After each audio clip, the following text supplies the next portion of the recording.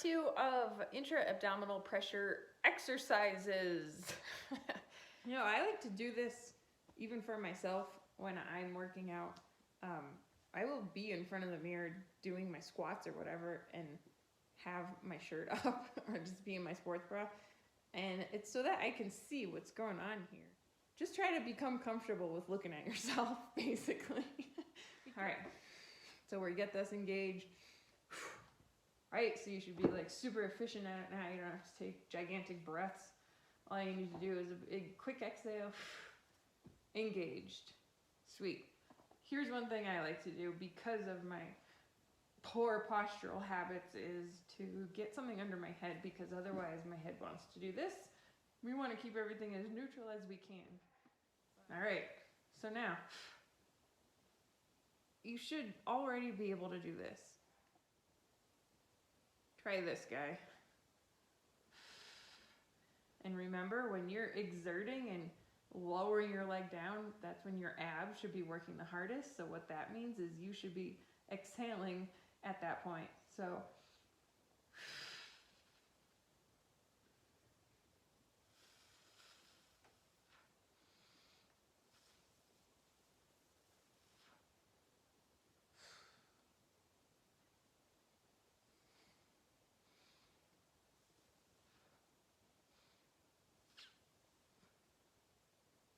once that becomes easy, and if there's no low back pain, add a band around your feet. Really maintain hip flexion, so you're not going to let your knees cave in towards the other side or like do some weird twisting action with your hips. Make sure your hips, knees, ankles, feet, everything stays in a hip distance position.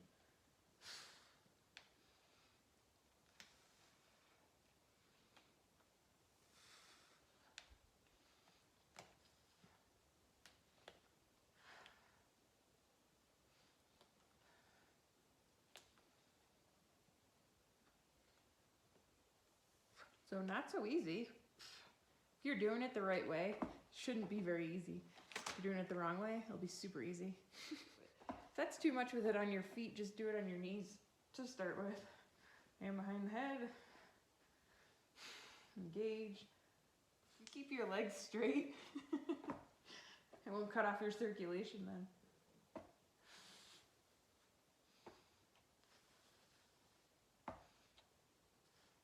So hip, knee, foot, ankle, everything is moving together. Great way to retrain your muscles, repattern, re-educate the brain. All right, so now let's try this as a clamshell. Okay, so you're in a clam, and now it's harder because we've changed positions. Now we have to like retrain everything all over again, like how the heck it's supposed to move. I want this to be less concave. Right.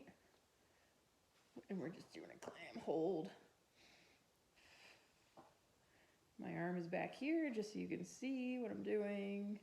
I would want people to be here though, or if you need extra stability, just be right here.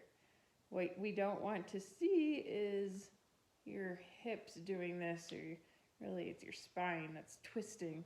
You want to maintain, keep everything as tight as you can, and then lift.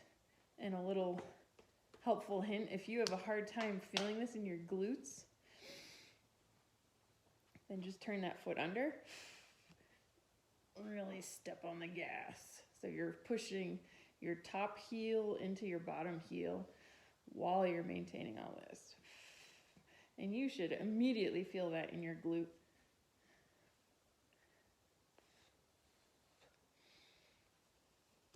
I like to keep my hand here sometimes. See if I'm caving in. If I'm doing a lot of this, I know I'm using my QL, so watch in the mirror, see is your band line caving in or hiking up.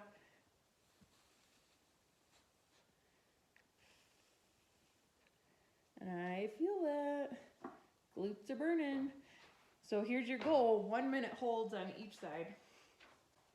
And I'll show you really quick what this looks like from the other side. Things to look for in your back.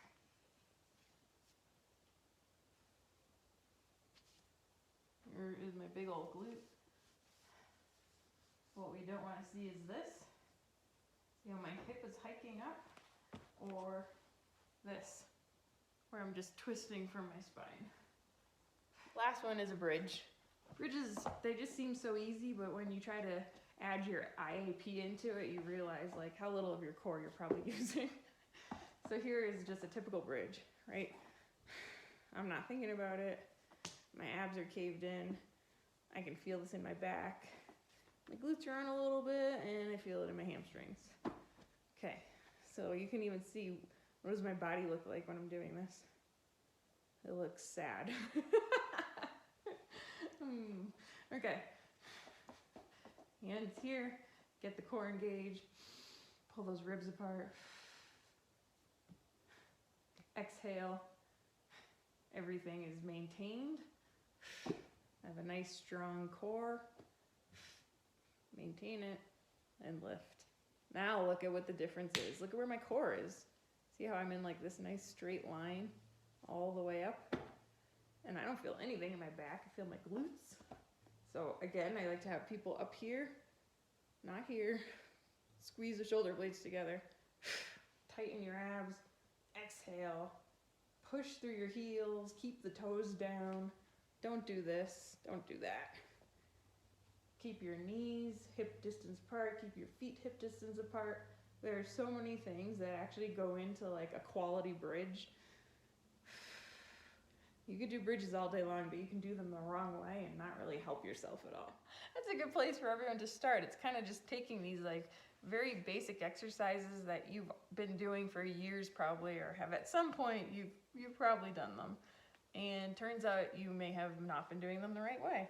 And that's fine, but if you're in pain, then let's stop and try to repattern some things.